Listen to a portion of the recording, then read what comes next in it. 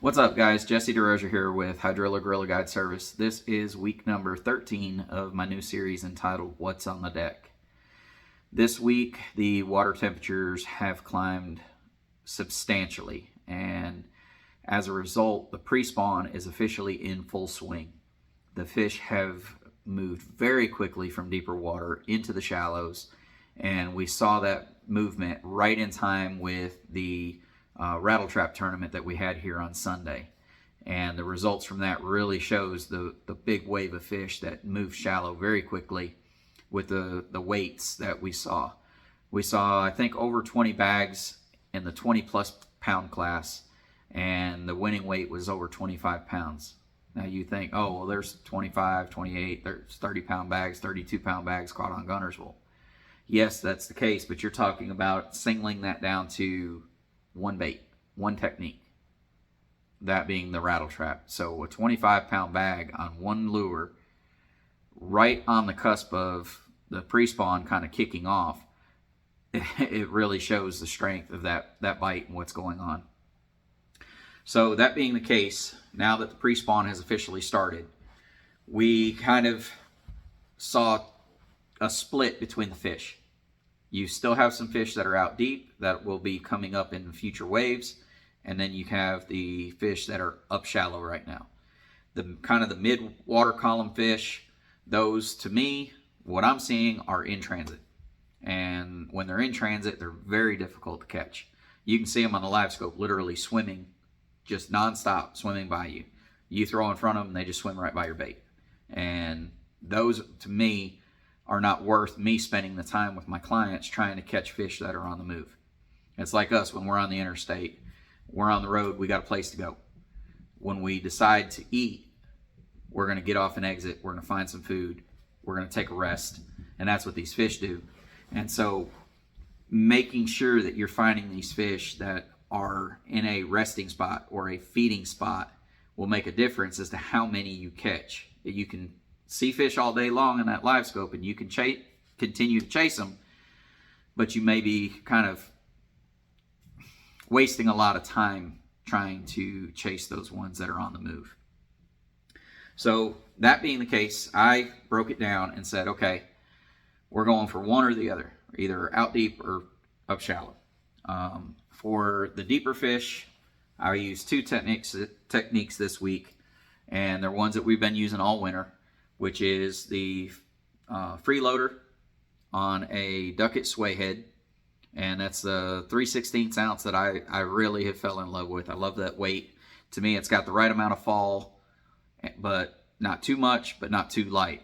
I don't like having to wait forever for my bait to get to the fish. I want to be able to get it there and be able to work it in a reasonable amount of time. So that weight's my favorite. But the bait, as you can see, just continues to get chewed. And the head makes a big difference if you make a couple of adjustments. The first thing that I do with the sway head, the prongs on it, it's got two prongs. One goes up, one goes down. They're little wire keepers. To me, they're a little too long. It'll tear your bait trying to put your bait on, which makes it too easy for it to be pulled off. So I take a pair of dikes, which are angle cutters, and snip off at least a third, if not half, of each of those two prongs. So it's shortening that down to where when it slides on, it's not tearing your bait up. The second thing that I do is take the Avid Angler Solutions fishing glue and glue that bait to the head. Now what I like about that glue is it gives you a little bit of working time. So when you put a drop on there, massage it around. You can maneuver that bait around and really get a full coating all the way around the lead in plastic. Push it up there, let it set for 30 seconds. And if you have the time, you're not in such a rush, you're doing it at home or on the deck, you got other things you can do, put it on there, set it down, let it dry. I prefer to, at minimum 30 seconds, if I can get a minute without it being in the water, I prefer that because I get an even better adhesion. But take the time to do this, guys, because it will make your baits last 10 times longer. The second lure this week Again, kind of in that deeper water column, and winter, more kind of in that winter pattern of what we were doing all winter long, was the Alabama rig. Again, gluing each one of the heads, you know, take your time to do it. Will save yourself a lot of money. These fish right now are starting to get very aggressive. They are fighting a lot harder than what they have been, and as a result, your plastics will continue to tear up, and you're going to go through a lot more baits. So a drop of glue is a whole lot less expensive than having to replace a full pack of soft plastics. The second thing that I would highly recommend, guys, is taking some Thump Gel and applying it to any of these soft plastics, whether it be the minnow, a-rig, a swim bait, chatterbait, trailers. For that matter, you can even put it on hard baits. During that rattle trap tournament, Thump Gel donated a tube of this to all the guys to be able to put on their rattle traps. So what it does is this right here. If you put it on a bait and you drop it in the water, you're going to see a little sheen come off at the surface of the water. It's dispersing into the water. So if you think about when we're walking in a parking lot and we smell, say, barbecue, there's a restaurant up on the hill and the breeze is blowing at us. That smell comes across, makes us hungry. All of a sudden, we're going to eat at that restaurant. Well, same thing with these fish. These fish are seeing our lures, and we see it all the time on live scope. They'll run up behind a lure, and they'll just sit back behind it and follow it all the way to the boat. They won't commit to it. Well, the difference is when you put that Thump Gel on there, and it's dispersing into that water, it's like that wave of smell from the restaurant blowing across us. It's going right into their face. All of a sudden, boom. That's the convincing marker that tells these fish, that's real. I need to go ahead and eat. It absolutely makes a difference in how many fish you'll catch, as well as the quality of what you catch, because some of these bigger fish are educated. And as a result, they've been caught before. They don't want to be caught again. They're a lot more cautious. And if you can put that on your bait and get these fish to be willing to commit, because it has the look, but now it has the scent of what they're used to in the natural settings, something that is appealing, it's going to actually get eaten. So take the time to make these modifications, guys. It's no different than changing hooks on our lures, right? We're talking about the rattle trap tournament. Rattle trap's notorious, especially the old traps, for having these cheap silver hooks. Now they went with the triple grips. But making a lure modification is not new to us. It's just what modifications we're actually going to make. So these are modifications that I'm making to help my clients catch more fish, and I'm trying to help you guys out as well. And I hope, you know, if you have the opportunity to get your hands on it, try it and see what you think. I promise you it works. So let's move to our shallow fish. Our shallow fish this week actually ended up being in a depth from like 2 to 8 foot as kind of the water column that I focused on.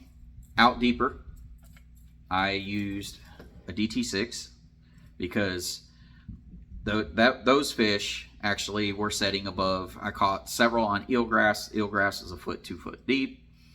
So 6 foot worked perfectly. If you are on any sort of a break, it kind of, you know, it's got a diving bill on it, so it comes right down the break, works perfect to kind of stay right along the bottom. So a DT6 works really, really well. Cold water to up to the spawn is usually what I use it till. After the spawn, I'm going to go with more wide wobbling crankbaits and stuff like that. The water temperature is higher, the fish are more aggressive, so I'm going to change at that point. But from basically wintertime up till then, up to the spawn, I really do like utilizing that DT6, and I'm going to use colors that are bright and vibrant because I think that I get a lot of reaction strikes off of that. So your reds, your chartreuses, your oranges, your blues and purples. But if they're feeding on shad, feed them shad, right? Sometimes they'll get so keyed on a shad style profile or a shad colored lure, that you need to be throwing that. So don't get stuck with that, oh, I need to throw red in your brain because it's springtime. Throw what these fish are feeding on. And you can see that a lot of times with the live scope if there's shad in the area and you can physically see them feeding on it. If they're coming up, blowing up on the surface, we actually have been seeing that, where the fish are chasing bait all the way to the surface and blowing up on them. Obviously, those are shad eaters. If you're in the grass, you're not seeing any gizzard shad or anything moving around, no bluegill moving around in the grass. Well, what are they going to feed on? More than likely crawfish. So then go with your craw patterns. So match the hatch. As they've always said, match the hatch. Keep your head on a swivel. Pay attention to what's going on around you. Is there blow-ups? Are you seeing it on a live scope? If not, then I'm probably going to throw the red. If I'm seeing them chase shad, I'm going to go with something that's in that shad pattern. So going to the kind of that 5 to 6 foot of water this week, I went with, this is the SPRO Ruku shad. And this actually hit perfect for that water depth.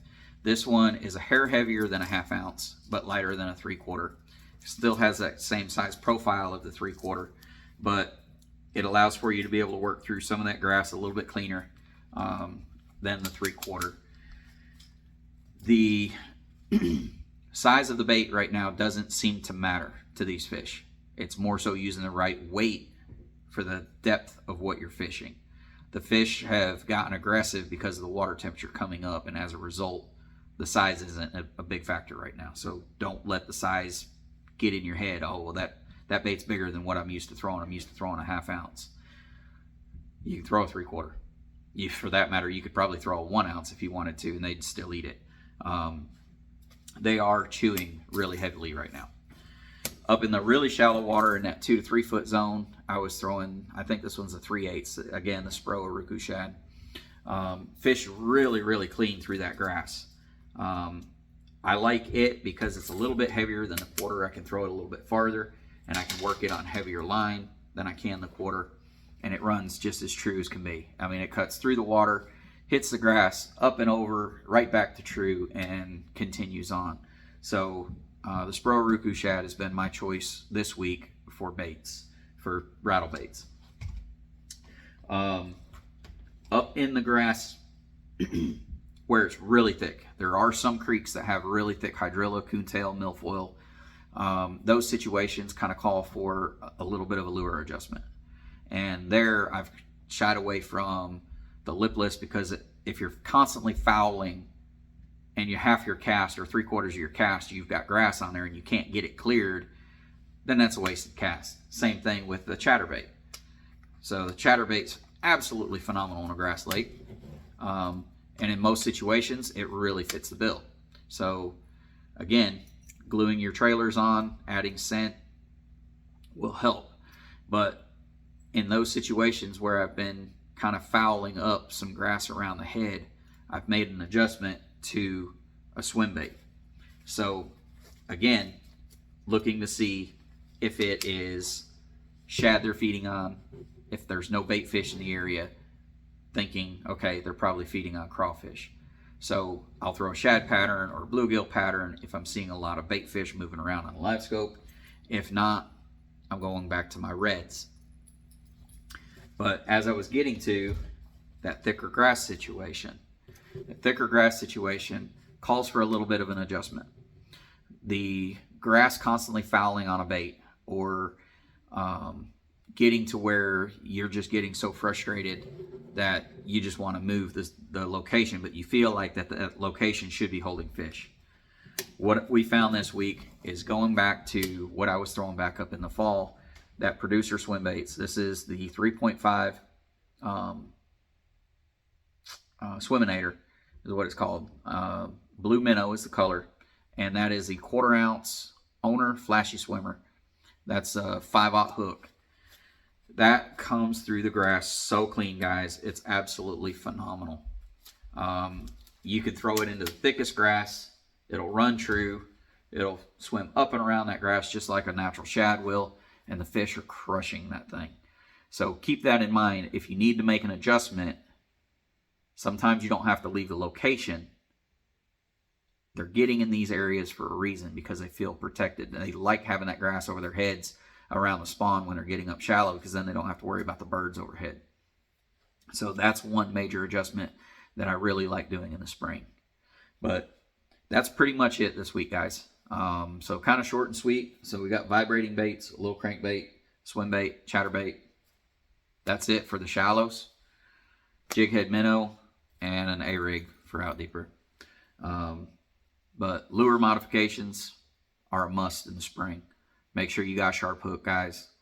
I use a hook sharpener. I use a diamond stone hook sharpener, so that, you know, I'm not having to go through, again, not wanting to buy a bunch of baits, sharpen my hooks. My chatterbaits, if I get hung in a stump or bump into rocks, whatever, I can sharpen the hook real quick and go back to fishing and not have to worry about replacing the lure. Jackhammers ain't cheap. So, again, make sure that these modifications take place. But that's it, guys. I hope this information helps you out on the water this week. I hope to see you out there. And as of next week, I won't be around to be able to do a video, so it'll be the following week before I'll be able to get one up. But I apologize about that, but I've got some personal things that I got to take care of, and I won't be around. But until next video, tight lines, guys. Hope to see you out there. Y'all have a good evening.